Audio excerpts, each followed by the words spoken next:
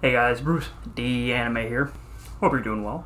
I am, because I get to talk about Haikyuu today, one of my favorite series, and a really, really fantastic sports anime.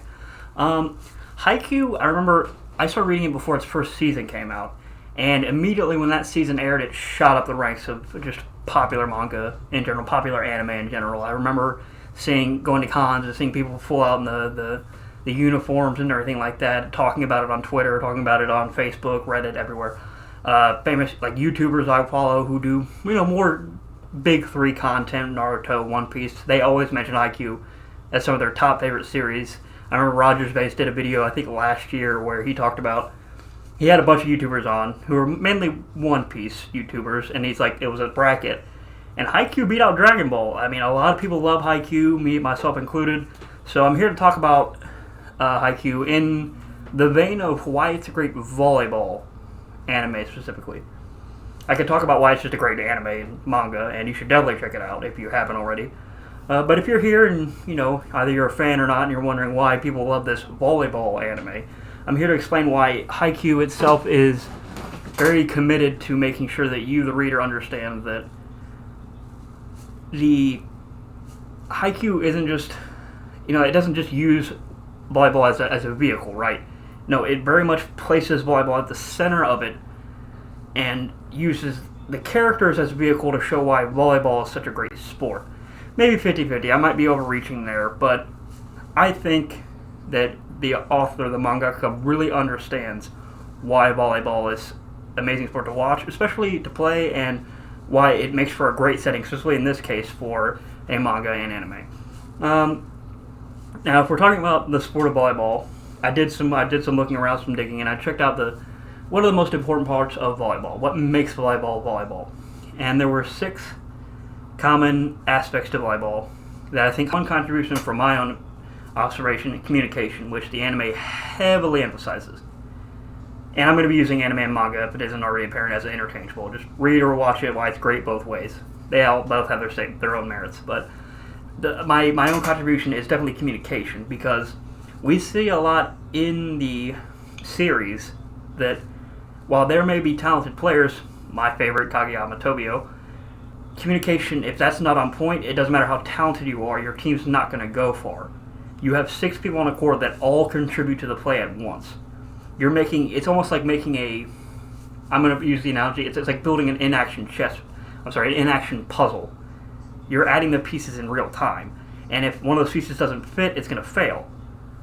And I think that's why it's such an interesting anime to people, and why it really succeeds as a volleyball showcase, is because you never see one aspect of any of those other things I mentioned take the forefront for too long. And every character struggles with one of those things. I am blanking, I apologize. Like Kageyama, let's take him for example, right? I mentioned the communication. He makes it a point through the series, often his struggles don't come from a technical aspect. Serving, his setting, his blocking, all those things are great, but his communication is poor. So he suffers because he can't relay the information that he needs to his teammates, whether through his fault of his own, or that, maybe his teammates at certain times aren't up to the technical skill he is, and he's upset about it. And we see him, ask his rivals for help. We see him go up and talk to his teammates and say, hey, I'm setting for you, what passes do you like? What should I be doing to help you? And vice versa. We see his spikers work hard on their spiking, their jumping, their blocking to assist Kageyama, because the play starts with him as a setter. The attacking starts with him as the setter. And I think that's why people like it as an anime, is because characters are very prevalent, very shoved to the forefront, which I can get into in another video. I'd really love to talk about the characters, really want to talk about them. But in terms of it being a volleyball anime, it's that moving puzzle piece is ever present, and we never see anything goofy. We never see anything that kind of deviates away from people working on those 7 components, right? We never see any sort of weird training regimen. We never see, hey, learn this secret technique and you'll win every game, or you just unlock this secret power. And even if they do learn a specific technique, like a prevalent example is a serve, right? They use a specific type of serve, but that's a skill that you have to build up, and it's a real life serving action. It's not some goofy thing the mangaka made up, right? And for an example of, I made a previous video on why I think K&B Kuroko no Basket captures the essence of basketball. It captures the essence, the one-on-ones, the drama, the battling. It makes for a good basketball anime because it understands the essence of basketball, but it's not a technically great show for basketball. You're not understanding why passing lanes exist. You don't understand why you don't always need to go for a three-point shot. You don't understand why passing is so important to create avenues for attacking, or why defense is so important. Formations like a triangle offense, for example, small ball. You don't get any of that.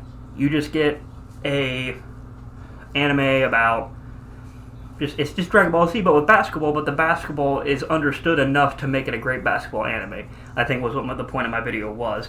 But K&B is different. It, like another one of my favorite series, Diamond No Ace, so I'd like to make a video about why it's a great baseball anime. It's the best baseball anime, bar none, manga bar none.